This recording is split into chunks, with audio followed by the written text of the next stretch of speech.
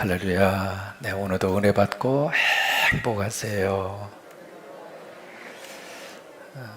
우리가 성경을 전체적으로 맥을 짚어가면서 이해를 할 때 가장 먼저 중요한 것은 성경 전체의 어떤 밑그림을 그리는 것입니다.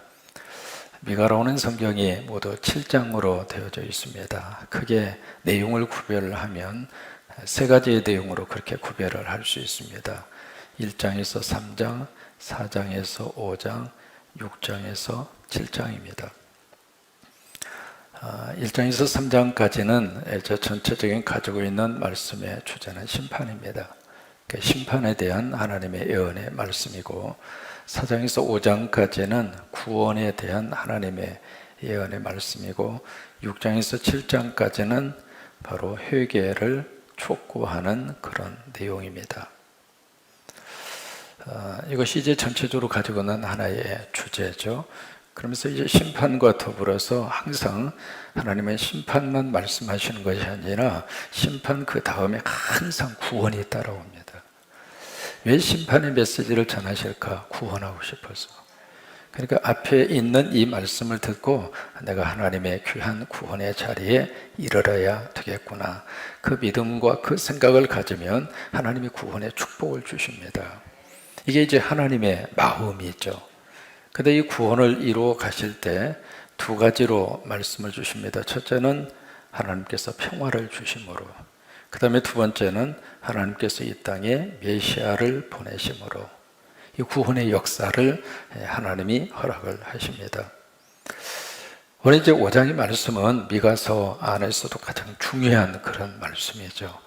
우리 1절을 보시면은 말씀에 그렇게 시작을 합니다. 1절에 딸 군대여 너는 때를 모일지어다.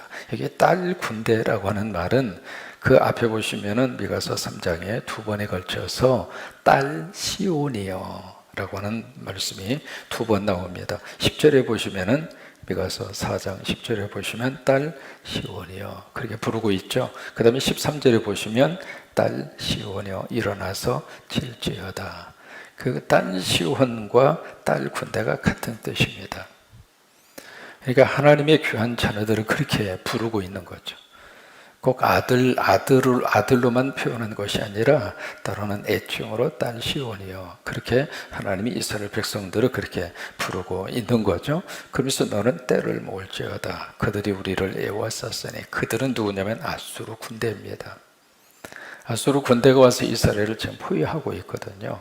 이제 그런 국가적인 위기 상황인데, 그 위기 상황 속에서 이제 나라를 끌고 가는 지도자들이 좀 정신 차리고, 어쨌든 나라의 그 국가적인 위험에서 이 나라를 어떻게 해서든지 이렇게 좀 잘 극복하고 나갈 생각을 해야 되는데, 그때 이 지도자들 그렇지를 못했어요. 그래서 이제 심판의 메시지를 그들에게 전한 겁니다. 그래서 이제 그들이 에워쌌으니 무슨 일이 지금 벌어지고 있는가? 막대기로 이스라엘 재판자의 뺨을 치리로다. 이스라엘 재판자는 누구냐면 왕입니다. 그러니까 아수르의 군대의 그 지휘관이 와서 막대기를 가지고 자기 나라의 왕의 뺨을 톡톡 치는 거예요. 여러분, 이게 좋은 모습이 아닙니다. 바로 뭐냐면 지금 가지고 노는 거예요. 어느 나라든지 그 나라의 대표성을 가지는 지도자를 백성들이 존중을 하고, 그리고 이웃 나라에서 이게 인정을 하고, 그렇게 해야 그 나라의 위신이 세워져 가는 거예요. 근데 지금 여기 한 나라의 왕이 아수르의 사람에 의해서 이렇게 뺨을 톡톡 치면서 아이고 꼴 좋다, 너 그런 모습으로 살더니 참 잘 당한다, 뭐 그런 모습으로 지금 우스운 그런 광경이 펼쳐지고 있습니다. 근데 1절의 말씀으로 끝나지 않고요, 그 다음에 2절로 넘어갈 때 우리말 번역에는 그게 나와 있지 않습니다만은 영어 번역에 보시면은 그러나 라고 하는 단어가 1절과 2절 사이에 기록이 되어 있습니다. 1절에 그런 참 지금 비극적인 상황이잖아요. 1절에 너무 좀 현실 상황 자체가 암울하잖아요. 그런데 2절로 넘어가면서 그러나, 여기에 항상 하나님의 축복이 그렇게 그 다음을 이어서 나오게 됩니다. 현실 상황 속에서 우리가 매몰되는 것이 아니라 그러나, 그러나 하나님의 역사가 있습니다. 그러니까 지금만 보지 마시고 현재 내 어려운 상황만 보지 마시고 그러나 성령님이 역사하시면 우리는 믿음으로 그렇게 바라봅니다.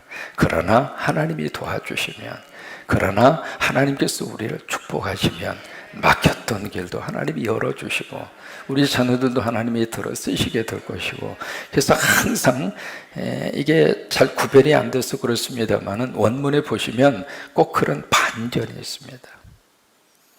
그래요. 지금도 하나님이 역사하시면은 내 삶의 자리가 바뀌어질 수 있습니다. 우리 삶의 모든 환경이 하나님이 도와주시면 한순간 어두움이 빛으로 확 바꿔지는 역사가 일어날 수 있습니다.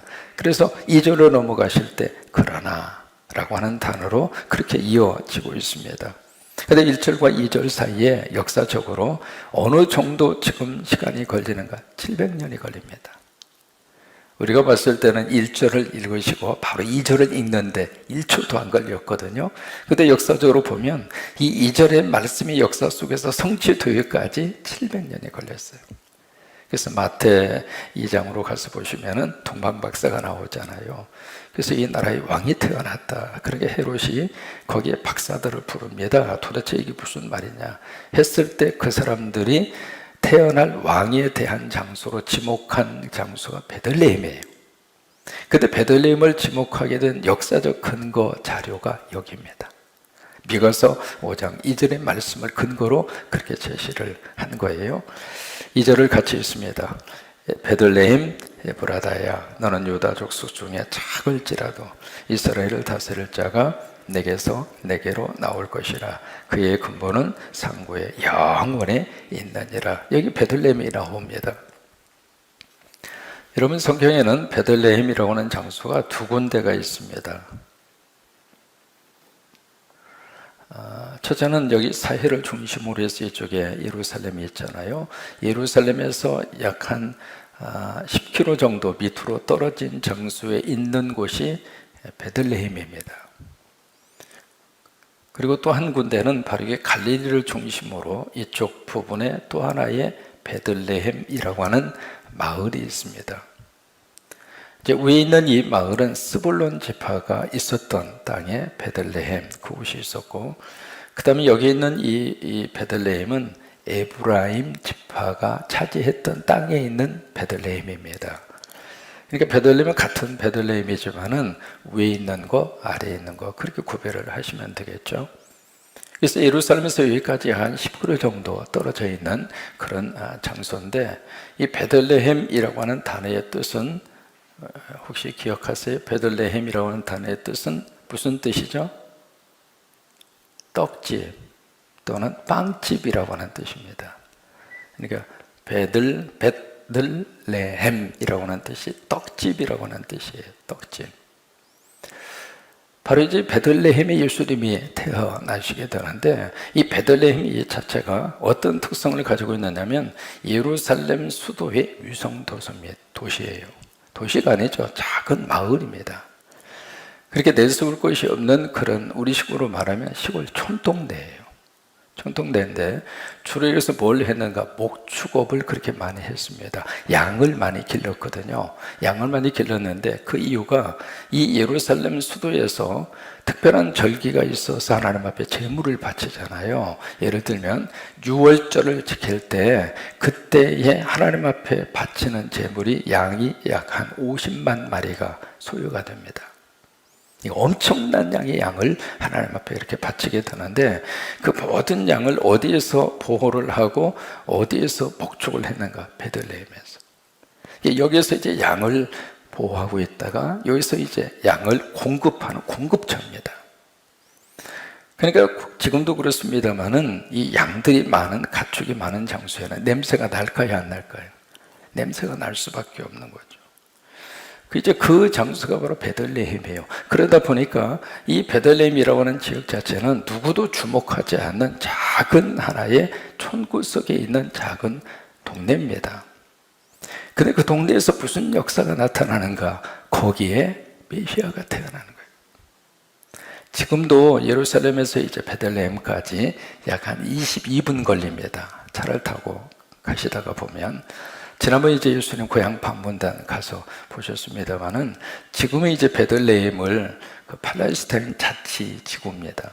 그래서 팔레스타인 사람들이 거기 이렇게 막아서 자치 지구로 그렇게 그 지역을 지금 점령을 하고 있는데, 그러니까 예루살렘에서 베들레헴으로 넘어가려면 거기 장벽을 통과해야 돼요.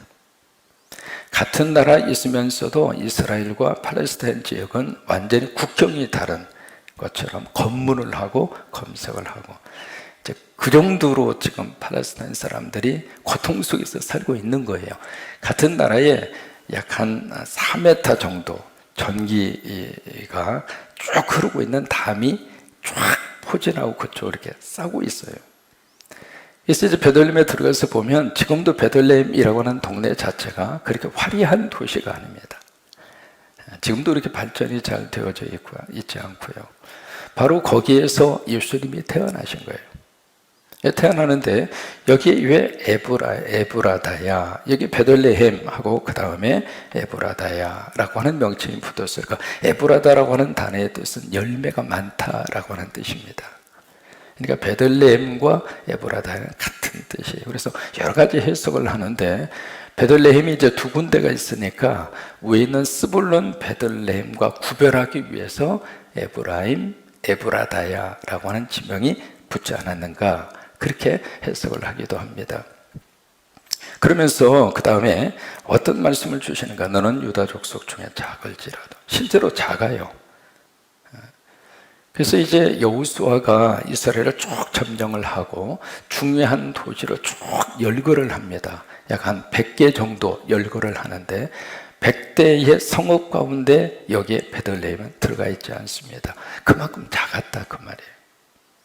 그럴지라도 그 다음에 중요하겠죠. 이스라엘을 다스릴 자가 네개에서 네개로 나올 것이라. 여기 이스라엘을 다스릴 자가 누구 있는가?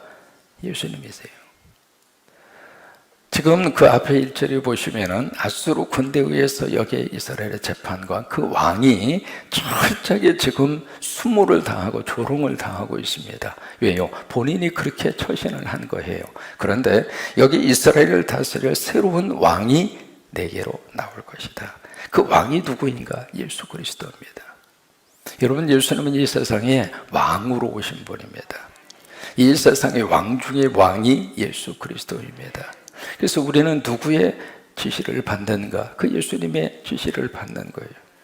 땅의 통치자의 지시를 받고 우리가 사는 사람이 아니라 하나님의 통치를 받습니다. 그래서 우리는 하나님 나라의 시민권을 가지고 사는 거예요. 그러니까 여기 예수님이 바로 너희를 다스릴 자, 이스라엘을 다스릴 자, 우리 왕으로 오시는 분이죠. 그러면서 네개에서 네개로 나올 것이다.